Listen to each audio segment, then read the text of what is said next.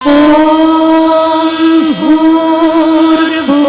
स्वः तत्सवितुर्वरेण्यम् भर्गो देवस्य धीमहि धियो यो नः प्रचोदयात्। दुनिया में रहने वाले आदमियों की तादाद 500 करोड़ है और सब 500 करोड़ लोगों की समस्याएं बड़ी समस्याएं, छोटी समस्याएं नहीं है। उसको कोई एक आदमी सही से जाना चाहे तो सारी पृथ्वी पर घूमना ही मुश्किल पड़ जाएगा उसके लिए, सारी भाषाओं को समझना ही मुश्किल पड़ जाएगा उसके लिए, सारी समस्याओं को सुनना और उनके समाधान निकालना ही मुश्किल पड़ जाएगा। लेकिन सूक्ष्म शरीर के लिए ये बात नहीं है। हवा जब किसी गुब्बारे में भरी होती है जरा सी होती है और गुब्बारे में से फैल करके फोड़ करके गुब्बारे को जब हम हवा निकाल देते हैं तो सारे के सारे जगह जगह फैल जाती है हवा। इस तरीके से हम अब फैलने वाले हैं। ज़्यादा काम करना पड़ेगा। ज़्यादा काम इसलिए करना पड़ेगा कि ज़्यादा समस्या उत्पन्न हो गई। किसकी समस्या हो गई? गायत्री परिवार वालों की नहीं, गायत्री परिवार वालों की तो मुट्ठी और समस्याएं हैं। तो अगर हम आपसे नहीं भी बात करें, बोलचाल नहीं भी करें, तो भी हम आपकी बातों को सुन सकते हैं और आपकी जो सेवा करने की जरूरत है वो हम कर सकते हैं। माता जी भी आपकी बातों को सुनती रहती हैं और आप चिट्ठी भी लिखते रहते हैं उनको। कभी कभी मौका मिलता है तो उनके पास आप चले भी आते हैं, बातचीत भी कर लेते हैं और आपकी जरूर सहायता करते होंगी, हमारा ऐसा विश्वास है। और इससे आगे भी हमारा विश्वास है ये क्रम बराबर ही चलता रहेगा। फिर आपका शरीर नहीं रहा तो हाँ, दिखाई तो हमको भी पड़ता है कि सन 2000 तक शायद न होने को बढ़े, 75 साल होने को आए। अभी इसमें 25 साल बाकी रह जाते हैं। 90 वर्ष की उम्र हो न हो कौन कह सकता है।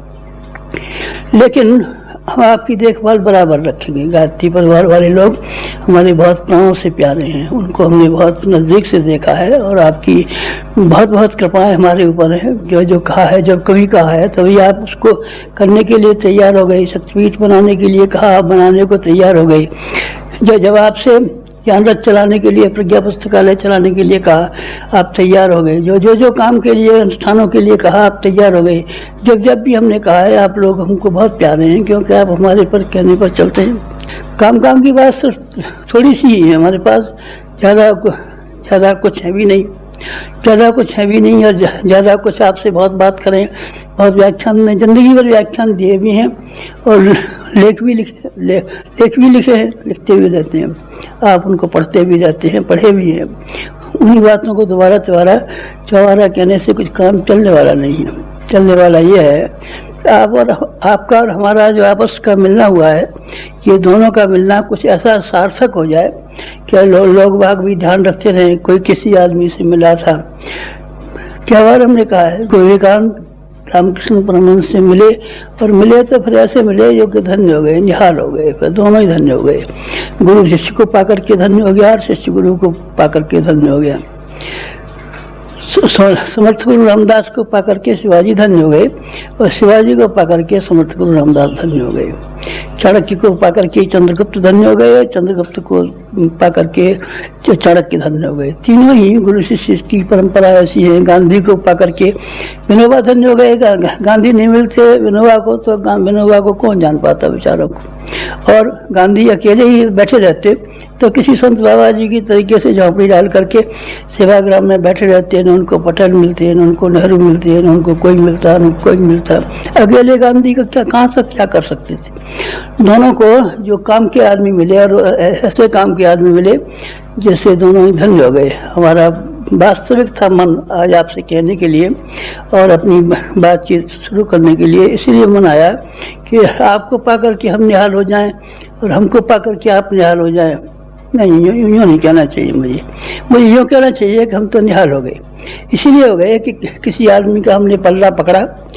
जिस दिन से हमने होश संभाला है उस दिन से एक आदमी का हमने पल्ला पकड़ लिया और समर्पण कर दिया। भक्ति इसी का नाम।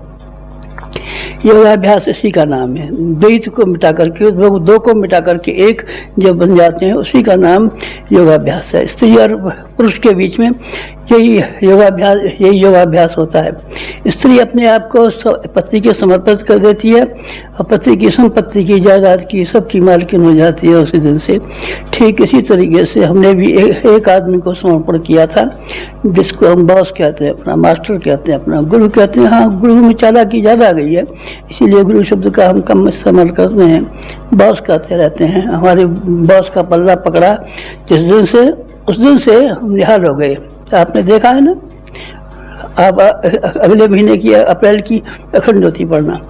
हमारे जीवन में आपने हमारा केवल शरीर ही देखा होगा, 2-4 काम देखे होंगे, व्याख्यान सुना होगा, लेकिन सारी जिंदगी भर में इतने शानदार काम हमने किए हैं, वो किस तरीके से किए।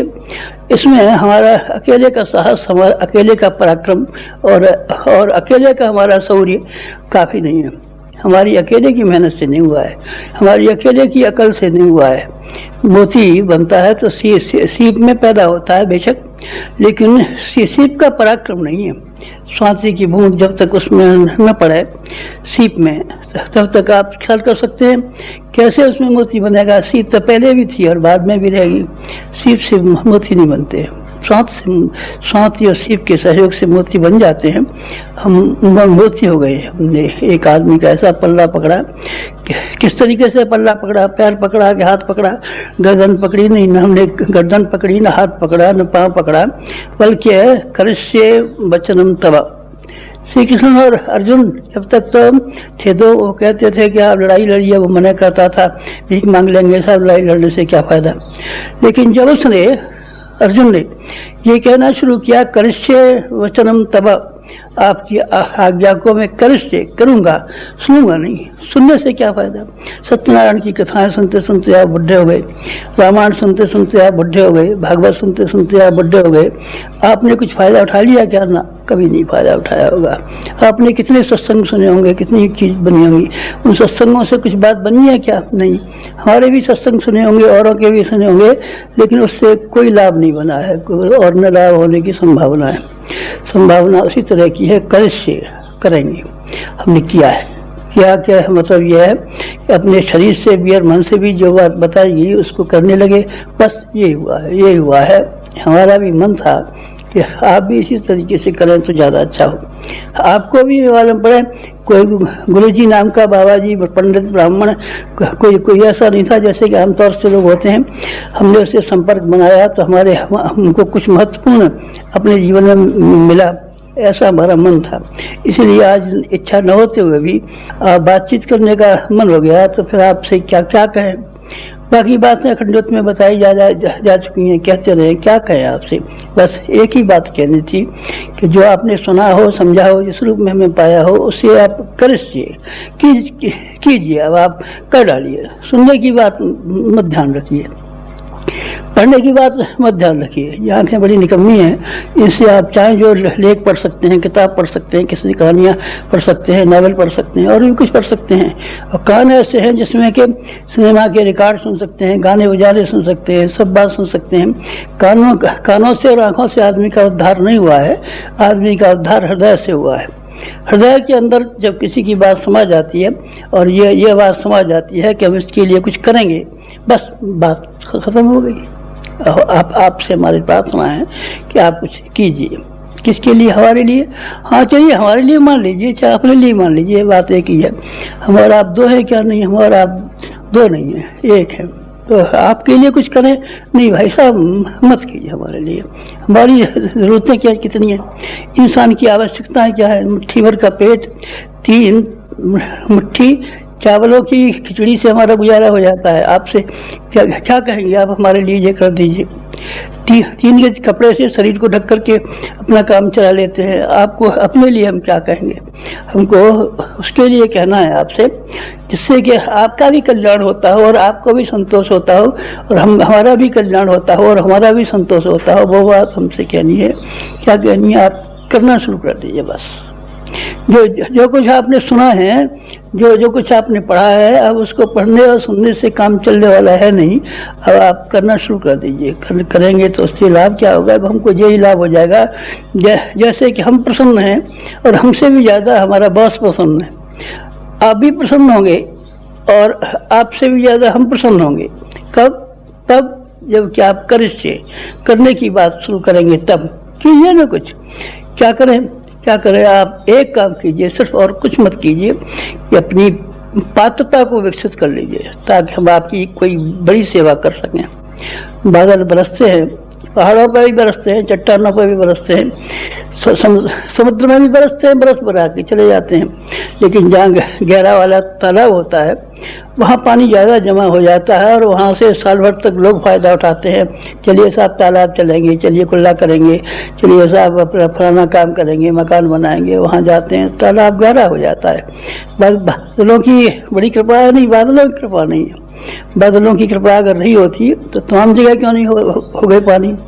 गड्ढे तमाम जगह क्यों नहीं हो गए? भर क्यों नहीं दिए उसने तमाम जगह? बहुत सारे वीरान क्यों पड़े हुए हैं? रेगिस्तान क्यों वीरान पड़े हैं?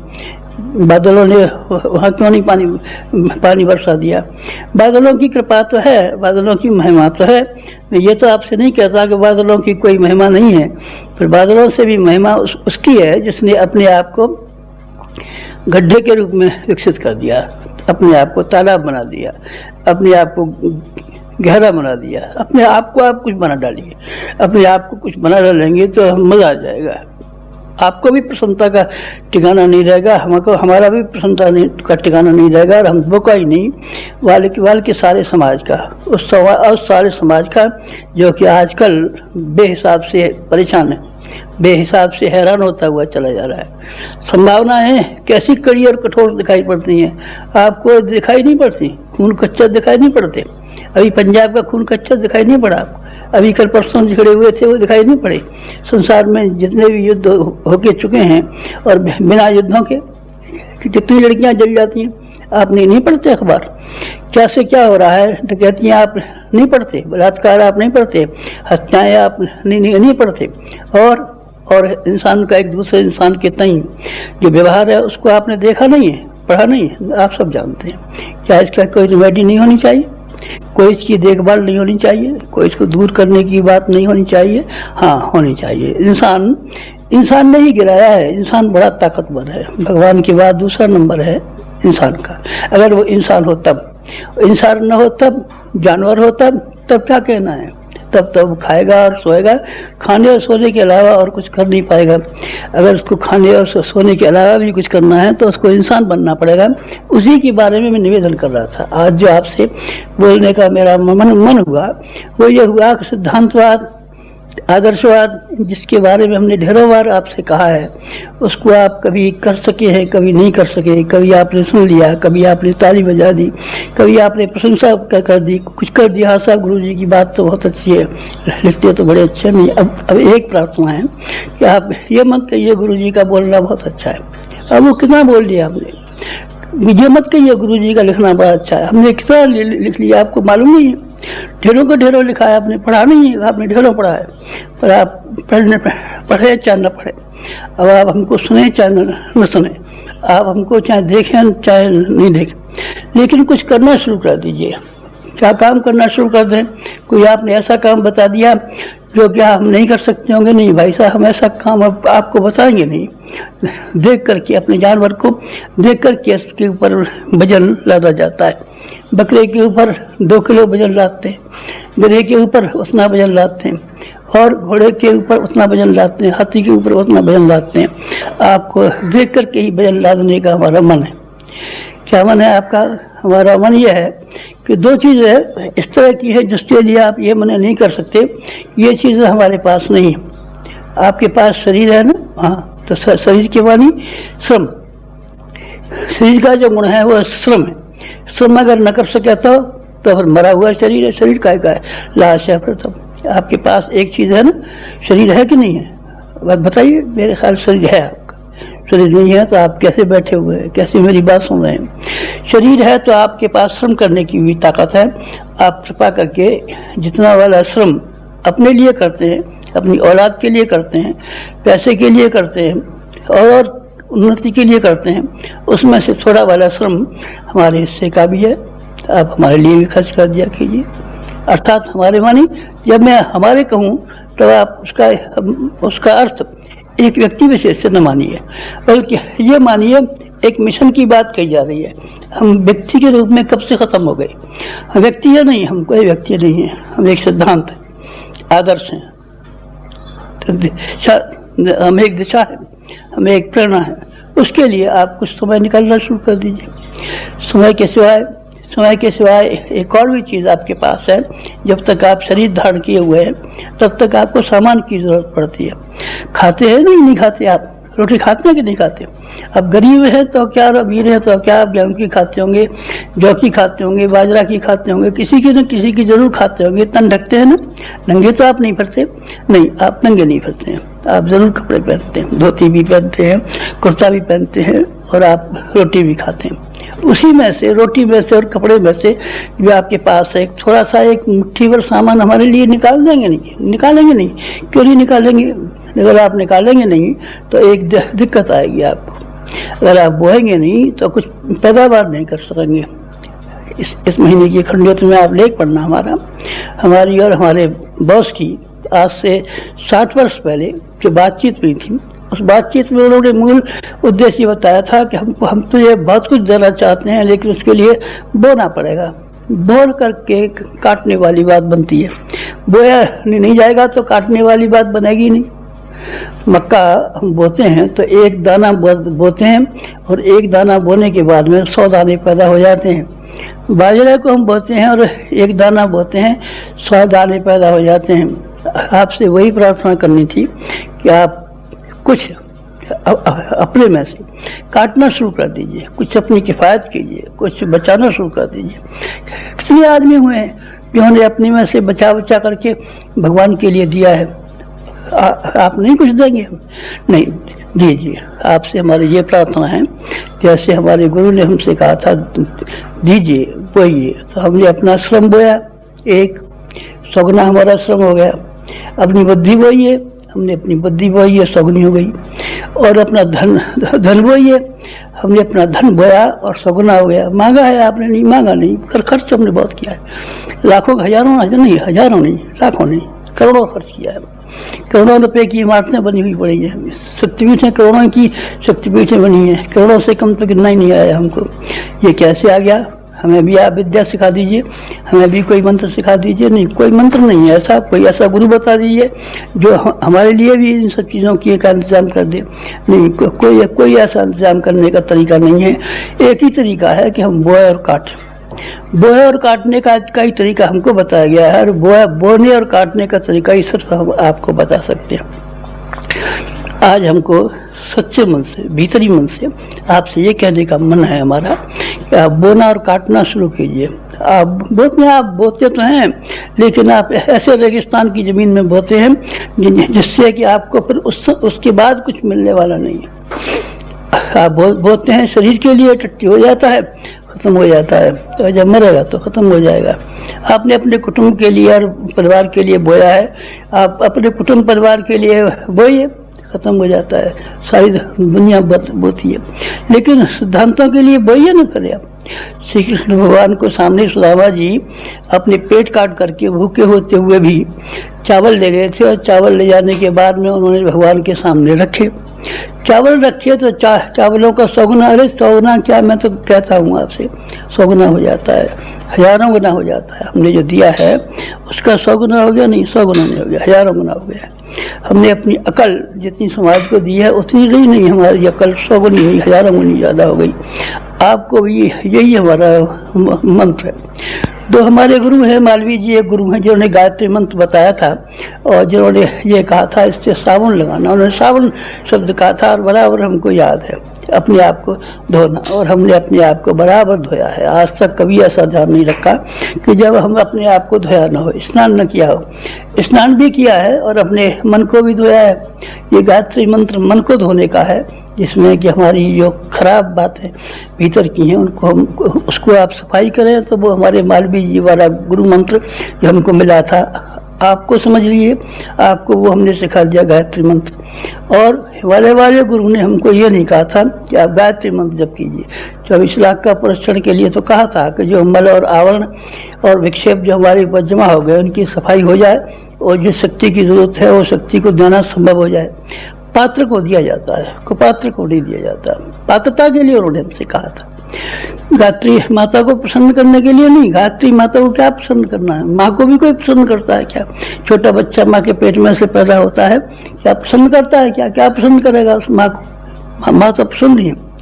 लेकिन अपने आप को धोने के लिए और अपनी पात्रता के लिए 24 लाख के हमको प्रसन्न करने पड़े। लेकिन सबसे ज्यादा हमारा जो गुरु है, आप मालवीय जी को मानते हैं। जब कभी हमारा काशी जाना हुआ, उनको चरण स्पर्श करते रहे, जब कभी भी उनका आना हुआ वो धर्म से मिलते रहे।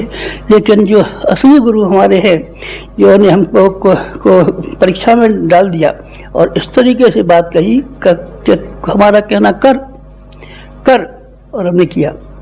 आपको भी हमको यही कहना है कि आप कुछ कीजिए, करिए।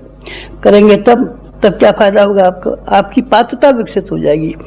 पात्रता विकसित अगर आपकी हो गई तो आपको इतना ज़्यादा मिलेगा, जितना ज़्यादा कि क्या जो आप चाहते हैं उससे हजारों गुना ज़्यादा। आप क्या चाहते हैं?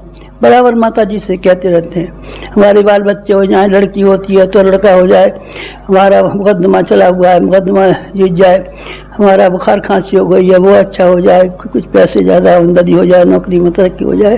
ये भी कोई मांगने की बात नहीं। क्या ये चीज़ें मिल जाएंगी तो आपका कुछ फायदा नहीं है, और न मिले तो इसके बिना कुछ काम नहीं रुका हुआ है आपका, तो अभी काम चलेगा। और ये मिल जाएगी तो अभी काम चलेगा।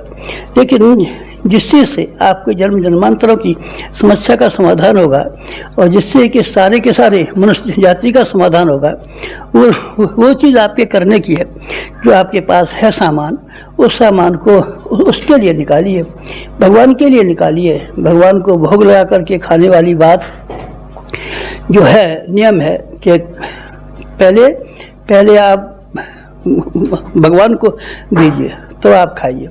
आपने अपने लिए खाया है, आपने अपने लिए खाया है। और कभी किसी देवता के पास गए हैं, गुरु के पास गए हैं, संत के पास गए हैं, तो उसका पुण्य और तब खाने के हिसाब से ही शायद गए होंगे। इसी ख्याल से गए होंगे संतोषी माता हमारा ये फायदा कर दे, मनसा देवी हमारा ये फायदा कर दे, वैष्णव देवी हमारा ये फायदा कर दे, फलानी देवी हमारा ये फायदा कर दे। इसी 99 के फेर में इधर के उधर मारे फिर होंगे। लेकिन ये रास्ता उसका नहीं है, संतों का रास्ता नहीं है। संतों का रास्ता दूसरा है।